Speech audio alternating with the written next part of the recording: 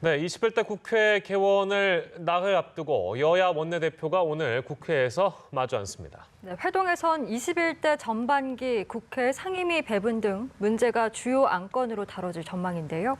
국회 연결해 보겠습니다. 박현우 기자.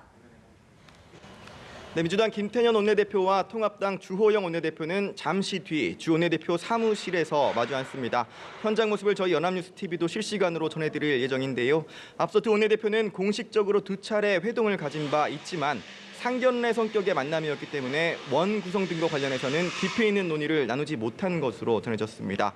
때문에 21대 국회 개원을 나흘 앞두고 이뤄지는 오늘 회동부터를 사실상 본게임으로 볼 수 있을 텐데요. 회동에선 21대 전반기 국회의 상임위 배분 문제가 주요 안건으로 다뤄질 전망입니다. 의석수에 따라 상임위원장 등을 배분하기 때문에 177석을 확보한 슈퍼 여당이 원 구성 협상에 있어 주도권을 쥐고 있는 건 사실입니다. 통합당은 협치의 관점에서 또 균형과 견제의 측면에서 몇몇 주요 상임위는 야당 몫이 돼야 한다고 주장하고 있는 상황인데요. 특히 여야는 추경 등 예산 처리 업무를 담당하는 예결위원장과 법안들이 본회의장에 상정되기 위해 거쳐야 하는 최종 관문을 지키는 법사위원장직을 놓고 신경전을 벌이고 있습니다. 민주당은 일하는 국회를 위해 또 코로나19 국난 극복을 위한 속도감 있는 입법 처리를 위해 두 상임위원장직을 반드시 가져와야 한다는 판단입니다.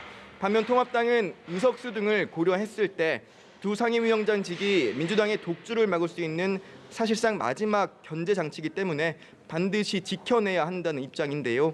원 구성 협상을 위한 첫 회동에서 여야 원내대표가 이견을 어느 정도 좁혀낼 수 있을지 주목됩니다.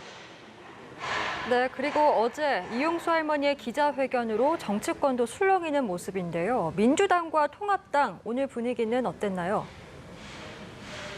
네, 민주당은 어제 기자회견 직후 안타까움과 송구스러움을 금할 수 없다면서도 윤미향 당선인 의혹과 관련해서는 사실규명이 우선이라는 기존 입장을 되풀이했었죠.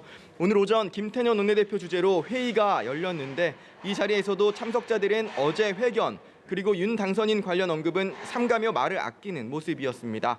다만 당 차원의 자제령에도 당 일각에선 윤 당선인을 향한 비판론이 이어지고 있는데요. 강창일 의원은 라디오에 출연해 이 할머니가 지적한 근본적 문제에 대해서 해명할 것은 해명해야 한다며 재판이 시작되면 벌금이 나올지 감옥에 가야 할지 모른다고 말하기도 했습니다. 통합당은 어제 기자회견 이후 바보같이 이용당했다는 절규 맺힌 이 할머니의 외침에 분노하지 않을 수 없다면서 공세 수위를 끌어올리는 모습인데요. 위안부 할머니 피해 진상규명 TF를 정식 가동한 통합당은 국정조사 추진 방침과 함께 윤 당선인과 가족들이 자택 5채를 모두 현금으로 매입했다는 의혹을 제기하며 철저한 검찰 수사를 촉구하고 있습니다.